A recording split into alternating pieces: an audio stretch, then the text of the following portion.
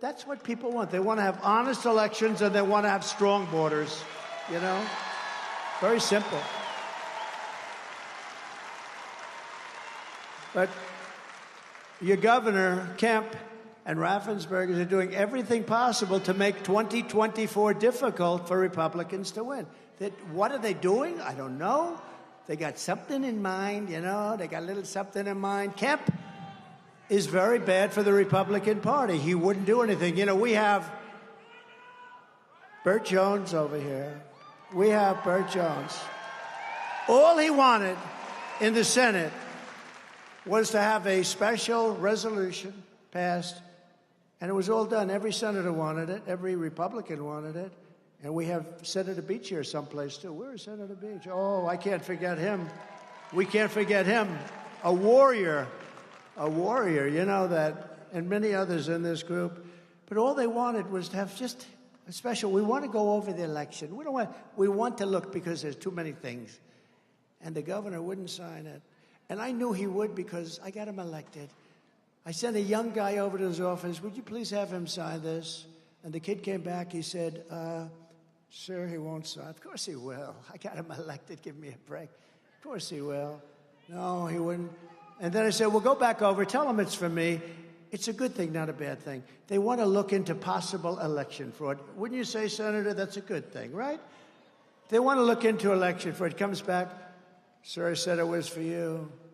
This was a few years later, after I won him the election. Don't forget, I endorsed him, and you had a very good man, Casey Cagle, your lieutenant governor. He was going to win easily.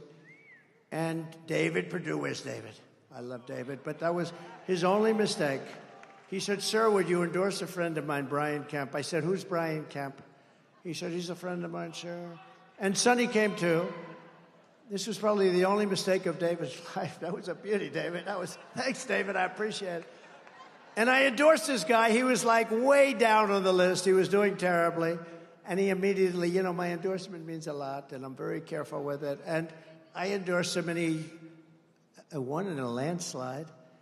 And then he said, I can't beat Stacey Abrams. I can't beat her. She's going to be too tough. And she felt that, too, by the way. She still feels it. You know, she's constantly saying she won the election. She can say it, but I'm not allowed to say it. I'm not allowed to say it. And Michaela, I love you, Michaela. I'm in love with Michaela. Please explain that to Melania. Please explain that to our First Lady. You're fantastic. Now, you are a special person. But I endorsed him, and then she said, I can't beat Stacey Abrams. He said that, and his wife said it too. I said, well, you won the nomination, so let's do some big rallies. And I did them out at an airport, massive rallies, 55,000 and 52,000. There may have even been a third, I don't know. I remember 2 monster rallies. And I said, you're going to win. He said, I don't think so, sir. I said, no, you're going to win. I'm telling you, I can tell the vibe of the people. I'm like, I think, David, 287-0 in the last 12 months with endorsements. People respect my endorsement, and I respect them, and I love them.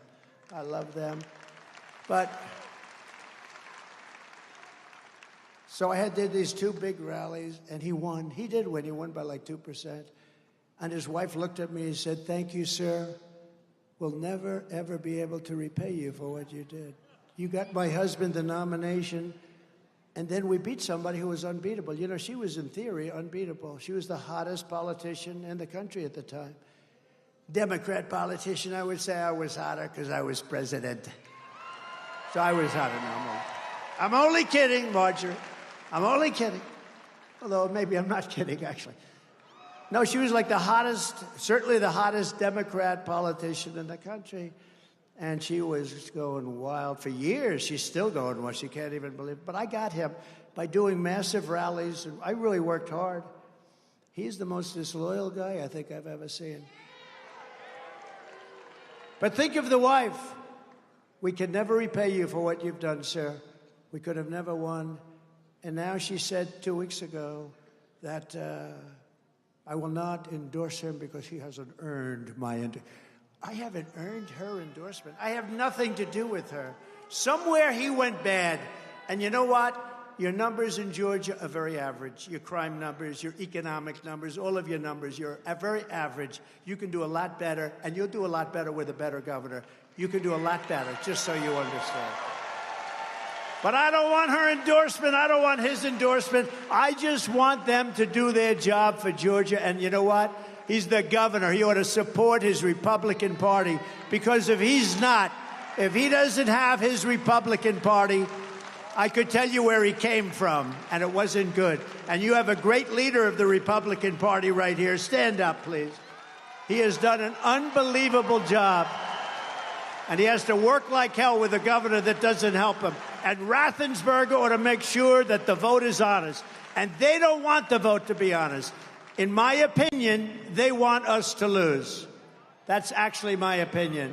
And we can't let that happen, because if we lose Georgia, we lose the whole thing and our country goes to hell, because we can't have her be president of the United States. She's grossly incompetent.